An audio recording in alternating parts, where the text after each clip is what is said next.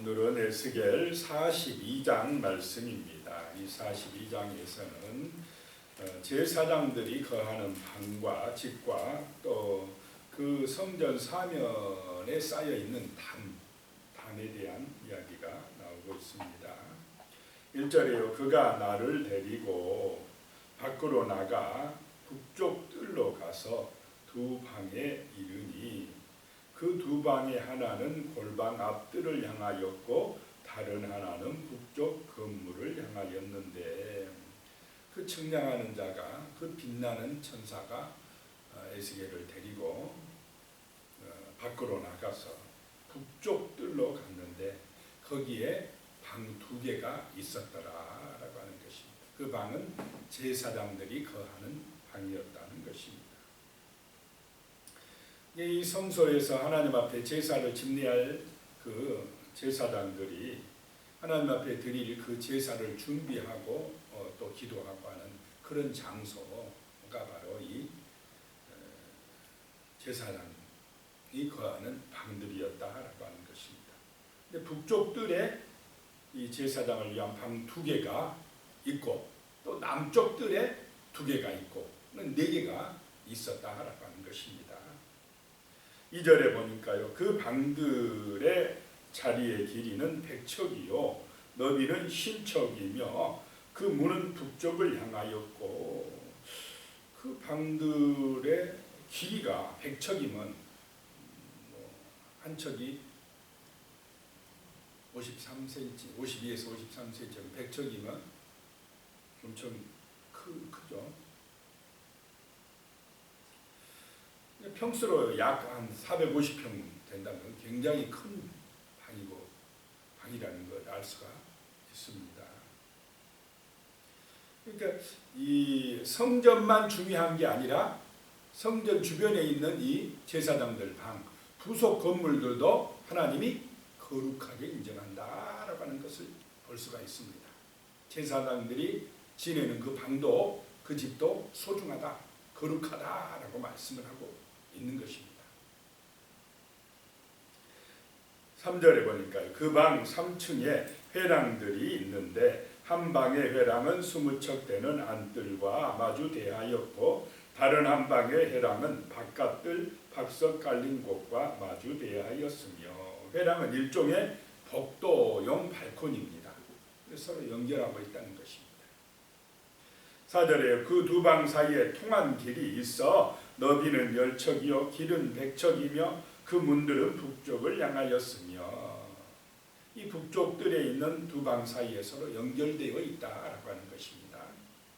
5절에 그 위층의 방은 가장 좁으니 이는 회랑들로 말미암아 아래층과 가운데층보다 위층이 더 줄어짐이라.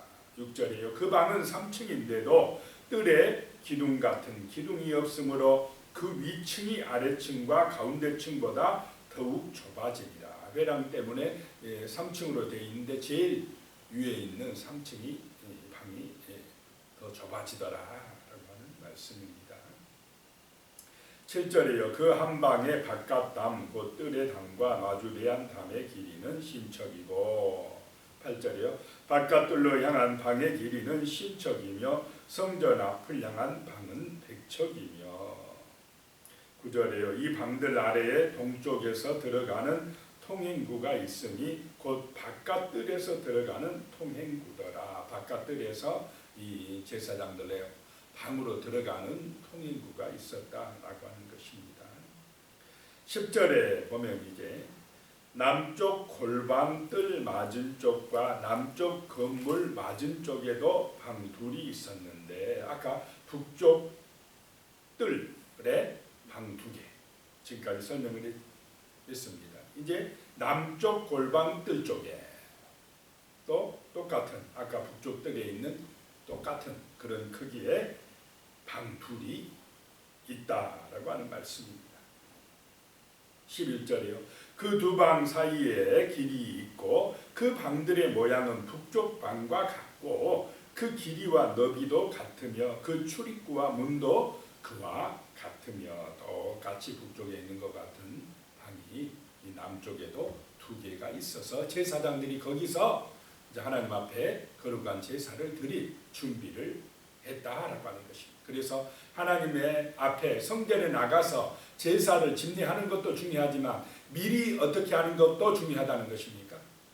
준비하는 과정까지도 거룩하고 중요하다라고 하는 것을 보게 됩니다.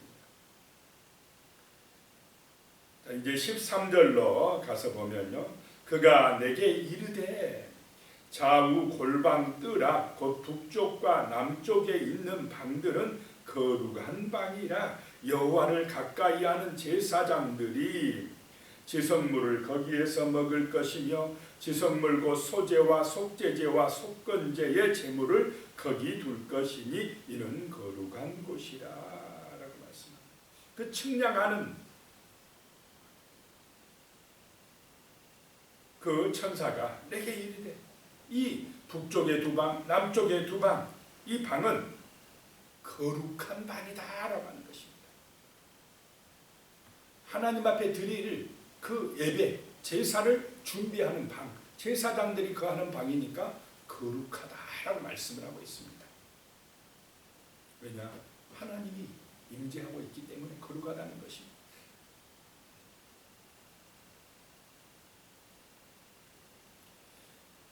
그래서 이렇게 참 준비하는 과정 속에 있는데도 거기서부터 거룩하다는 것을 알 수가 있습니다. 그래서 하나님 앞에 나올 때 정말 우리는 나올 때부터 우리의 자세가 온전하고 정말 하나님 앞에 거룩함을 유지하도록 힘써야 될 줄로 믿습니다. 교회에 와서 예배 드릴 때만 중요하고 집에서 준비할 때는 안 중요하다 이렇게 생각하면 안 되겠다라고 하는 것입니다. 이 거룩한 방에 또 방의 역할이 있는데 여호와를 가까이 하는 제사장들이 지성물을 거기에서 먹을 것이며 그랬습니다. 이 지성물은 민수기 18장 9절에 보면 지성물 중에 불사르지 아니한 것은 내 것이라 그들이 내게 드리는 모든 헌물의 모든 소제와 속제제와 속건 제물은 다 지극히 거룩한즉 너와 네 아들들에게 돌리리니. 소제는 가루로 드리는 제사라고 그랬습니다. 가루로 드린 제사 드리고 남은 것은 거룩하니 누구에게 돌리라요? 제사장에게 돌리는데 그것을 이 방에서 먹으라라고 하는 것입니다. 그런 또 속제제를 드리고 남은 그런 고기들 또 음식들 속건제는 성물에 대한 제와 이웃의 물건을 느탈할 때 드리는 제사라고 있습니다. 그런 제사에서 드리고 남은 음식은 이 방에 저장했다가 제사장들만 먹어야 된다라고 하는 것입니다. 거룩하다는 것입니다. 그런 지성물들을 여기에 저장하라는 것입니다. 레위기 6장 25절에도 보면요. 아론과 그의 아들들에게 말하여 이르라. 속죄제의 규례는 이러하니라. 속죄제의 제물은 지극히 거룩하니 여호와 앞 번제물을 잡는 곳에서 그 속죄제 제물을 잡을 것이요. 그리고 그 고기들은 이제 제사장에게 돌아갈 것이라라고 하는 것입니다. 그런데 여기에 보면은 소제, 속죄제, 속건제의 제물은 거기 둘 것이라라고 말씀하는데 번제와 화목제의 제물은 안 나오고 있습니다. 왜 그러느냐면 번제는 다 태워서 드려버립니다. 그러니까 남은 게 없습니다.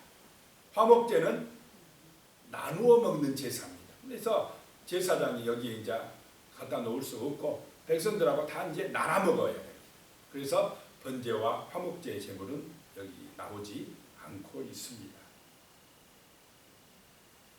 그래서 그런 지성물들을 저장하는 것이고 또 제사장들이 그걸 먹는 곳, 이런 곳이 바로 이 제사장의 방이다라고 하는 것입니다.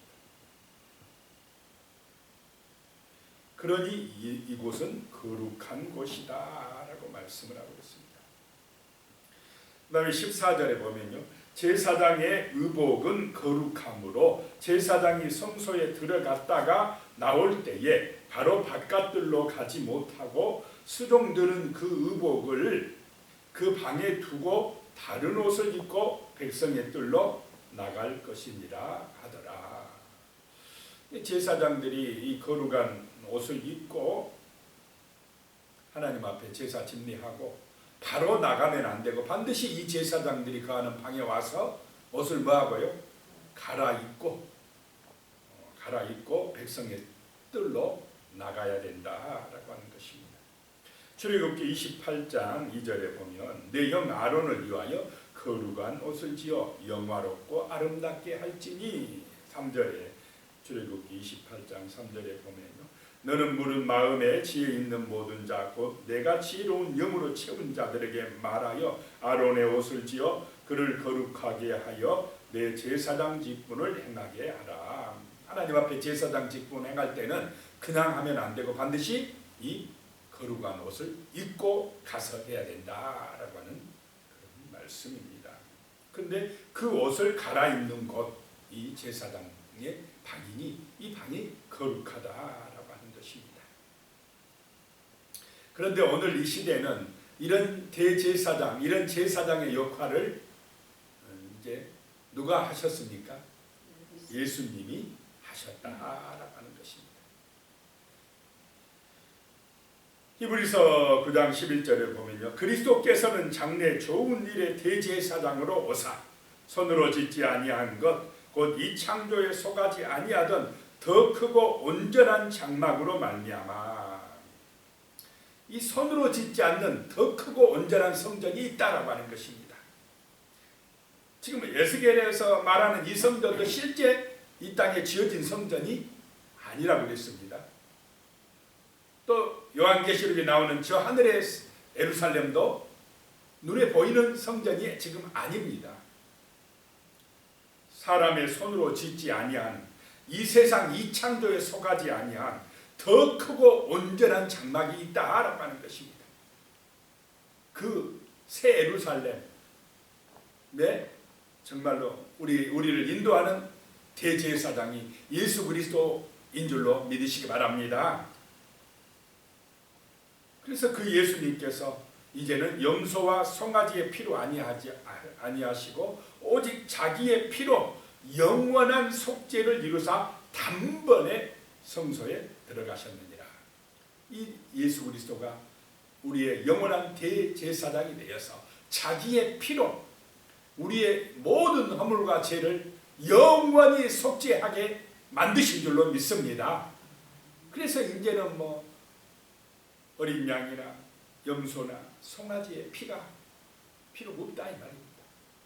그것을 잡아들일 필요가 없이 예수 그리스도가 친히 희생 제물이 되셨기 때문에 속죄의 피를 흘리셨기 때문에 우리가 예수 그리스도가 나의 영원한 대제사장이요 정말로 어린 양의 피라고 그 피로 말미암아 내가 제 용서 받았다는 것을 진실로 믿는 사람, 십자가의 보혈을 믿는 사람들에게는 이런 영원한 속죄가 이루어진 줄로 믿습니다.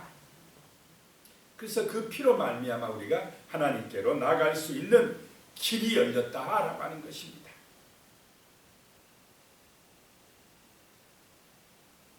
그래서 예수 그리스도는 히브리서 4장 14절부터 16절까지 보면은 우리에게 큰 대제사장이다라고 말씀합니다. 그분은 승천하셔서 하나님 우편에 계시는 분이신데 우리가 그분의 그 큰 제사장의 이름을 의지하고 믿을 때에 긍휼함을 받아 때를 따라 돕는 은혜를 받게 되고 그 은혜의 보좌 앞에 담대히 나갈 수 있는 길이 열렸다라고 말씀을 하고 있습니다. 자, 우리의 마음의 성전이 지어지시기를 축복합니다. 또 영원한 하늘의 성전을 소망하는 은혜가 임하시기를 축복합니다. 그래서 우리의 큰 대제사장 예수 그리스도를 믿고 의지할 때에 우리도 왕같은 제사장이 될 줄로 믿으시기 바랍니다. 베드로전서 2장 9절에 그러나 너희는 택하신 족속이요 왕같은 제사장들이요 거룩한 나라요 그의 소유된 백성이니 이는 너희를 어두운 가운데서 불러내어 그의 기이한 빛에 들어가게 하신 이의 아름다운 덕을 선포하게 하려 하시니라 라고 말씀합니다. 예수 그리스도가 우리의 큰 제사장, 영원한 대제사장임을 믿는 그 사람들에게 하나님은 왕같은 제사장들의 사명을 맡기신다라고 하는 것입니다. 자, 이제 우리는 제사장이 되어 하나님 앞에 예배하고 하나님의 그 거룩한 성소에 들어가고 영원한 새 예루살렘에 들어갈 수 있는 제사장의 은혜를 받은 줄로 믿습니다. 예수의 은혜로 그렇게 되었다라고 하는 것입니다. 자, 이제 다시 에스겔 43장 15절로 돌아가서요. 그가 안에 있는 성전 측량하기를 마친 후에 나를 데리고 동쪽으로 향한 문의 길로 나가서 사방 담을 측량하는데 그렇습니다. 이제 성전을 둘러싸서 쳐 있는 사방으로 쳐 있는 이 담을 측량한다라고 하는 것입니다.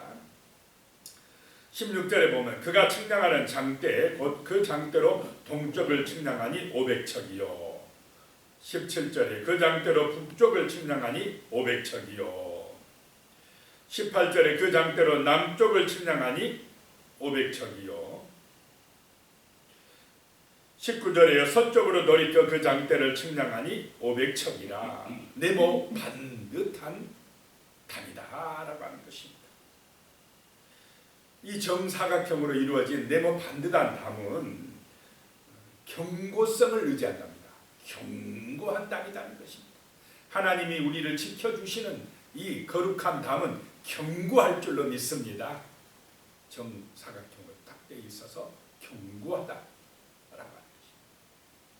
우리의 마음의 성전도 마음의 성소도 이 정말 하나님께서 쳐놓은 견고한 담이 보호하고 지켜주는 그런 담이 되시기를 축복합니다. 그 다음에 이 담은 거룩한 것과 속된 것을 구별해주는 담이다 라고 20절에 나오고 있습니다. 이 구별하는 분별하는 지혜가 우리에게 있어야 될 줄로 믿습니다. 이게 하나님이 기뻐하시는 것이냐 거룩한 것이냐 아니면 속되고 정말로 세상적인 것이냐 타락한 것이냐 더러운 것이냐를 분별할 수 있는 지혜가 있어야 된다는 것입니다. 그 분별하는 역할을 하는 이 담이라는 것입니다. 그래서 속된 것은 이 성전이 있는 거룩한 곳에 못 들어와야 돼요. 구별하게 해주는 그 담이 있어야 될 줄로 믿습니다. 그래서 이 담이 쳐져 있어서 그 성전 안에는 하나님이 임재함으로 거룩하다라고 하는 것입니다.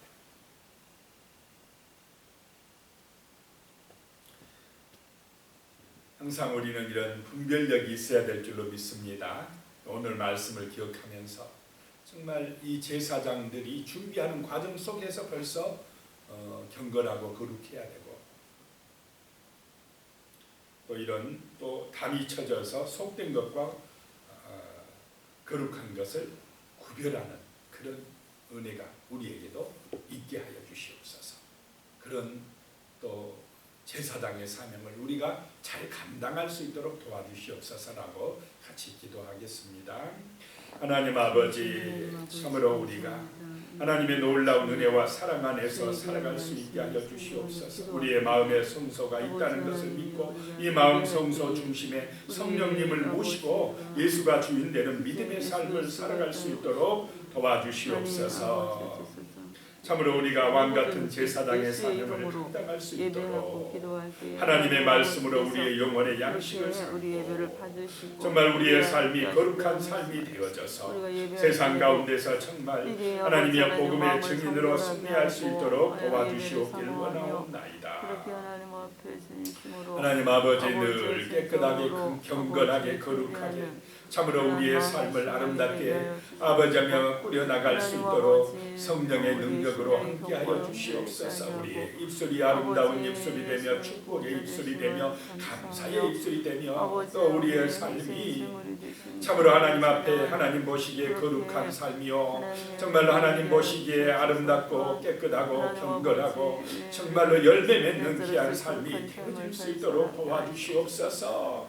하나님 아버지께서 우리의 마음, 우리의 생각, 우리의 입술, 우리의 삶을 주관하여 주시어서 참으로 성령의 능력에 힘입어 살아갈 수 있게 하여 주시옵소서. 하나님의 은혜 가운데에 우리의 삶이 아름다워지며 우리의 삶이 축복된 삶이 되어지며 우리의 삶이 풍성한 열매 맺는 삶이 되어지며 우리의 삶이 세상의 빛이 되어지는 은혜의 삶이 되어질 수 있도록 하나님 아버지여 도와주시옵소서. 예수님의 이름으로 기도드리옵나이다. 아멘. 이제는 우리 주 예수 그리스도의 은혜와 하나님 아버지의 무한하신 사랑과 성령님의 교통하시고 함께하시는 놀라운 은혜가 거룩한 사명, 제사장의 사명을 감당하기를 소망하는 우리 성도님들 머리 위에 가족들과 자손들 위에 영원히 함께하시기를 간절히 축원하옵나이다.